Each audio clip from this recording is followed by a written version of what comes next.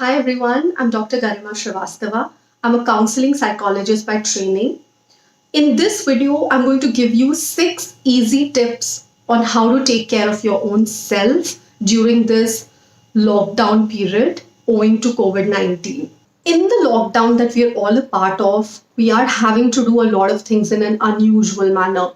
We have to meet our targets, we have to attend meetings, we have to do a lot of work at home, we have to be there for each other.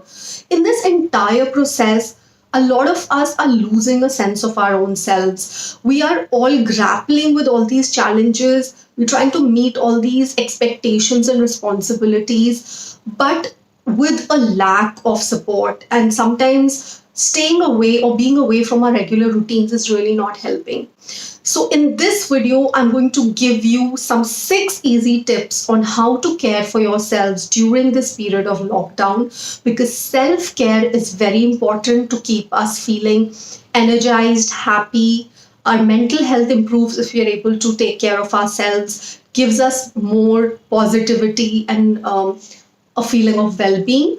The first thing that you can do to care for yourself is to limit the intake on COVID 19, which means that you should stop watching too much news or social media that gives you constant updates on COVID 19, because getting too much update can only increase your anxiety, fear, apprehension, or the feeling of overwhelmness. There is nothing that you really can do except what you already are. So, a suggestion is to have a demarcated time where you would check news and you would only believe or you would only subscribe to certain channels or websites which are authentic and genuine. So, if you would really want to know updates, please follow authentic sources.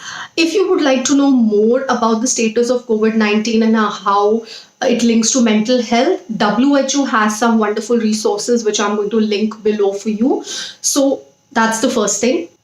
The second thing that you can do is to focus on things that you have control over versus things that you do not. So, things that you have control over is how you maintain personal hygiene, whether you're eating healthy food, what is your sleep routine like, are you exercising, are you spending time with your friends and family virtually.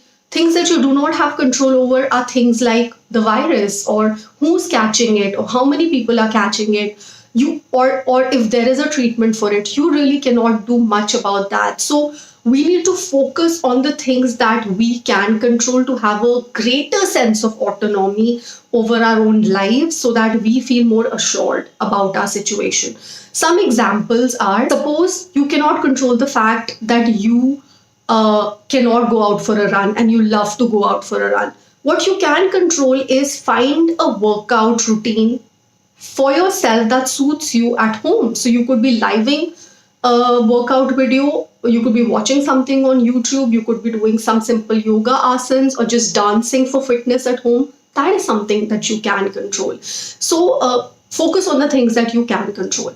The third thing that you can do for self care is to have a set routine to whatever extent possible. This is difficult, but studies have shown that having a set routine helps you minimize uncertainty and maximize controllability. And that is exactly what COVID 19 is scaring us with. You don't know the things that you can be certain for, and you don't know the things that you can control.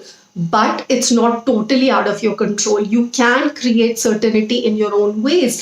So if you fix up a time to sleep, a time to wake up every day, you change into like bright clothes after you shower, sit at your work desk, work there, move out into your dining space, have lunch with your family, take out some time for exercise. If you have a garden or a balcony, you could go sit there, you could read a book, you could do so many things that can bring structure into your lives. So focus on having a routine, and in that routine for self-care, make sure that you have good night's sleep. That is something that you have to keep working on, especially when you're at home. Healthy meals. And the third thing that you should focus on in a good routine is exercising. So any form of exercise is better than no exercise. So you don't have to have very high expectations to begin with. You can build up on those and reach there, because a lot of people are setting new health goals as well. But have a fixed routine which will create a sense of control in your own life. The fourth thing for self care is to connect with your friends and family as much as possible, digitally and in person if you're living with them, for two reasons. One, they offer support to you. You can discuss so many things with them when you're feeling low, when you're feeling kind of, alone, isolated, you're having certain negative thoughts. So they provide support to you, which increases your well-being levels. But at the same time, you also can provide stability to another person. So when you help another person, when you listen to another person, it automatically also enhances your own levels of happiness. So please try and engage with other people to whatever best extent possible. It's an act of self care. The next thing that I want you to focus on is acknowledging your feelings and seeking help if needed. It's very important for us to acknowledge the fact that we are in difficult times and we may not have very regular everyday emotions. We may experience lethargy, we may experience boredom, feeling low, sad. But if these get worse, you need to know that you have an option for seeking professional help. So, obviously, if you're feeling low, you talk to your family members and friends. But if you feel like it's persistently happening, or you have had experiences in the past, or you've had episodes of anxiety and depression, or any other mental health condition in the past, it may get aggravated. So it's an act of self care to acknowledge how you're feeling. And I'm going to link down below a few platforms in India that are open for online counseling or telephonic counseling. Please do reach out. No problem is small, no problem is trivial. If you are feeling like not yourself, please do reach out for help with a professional. And the last thing that I would like you to focus on as an act of self care is to do one thing every day that you like. I know you're doing a lot of things, you have a lot of responsibilities where you're acting as per expectations, whether it's your employer, whether it's your family members, whether it's certain other targets and tasks that you're trying to accomplish in this particular situation. But do one thing that you like every day. It could be picking up a book and reading it. It could be watering the plants outside. It could be painting your nails. It could be, whipping up a cake at home. It could be even something like lying down and not doing anything, watching your favorite show.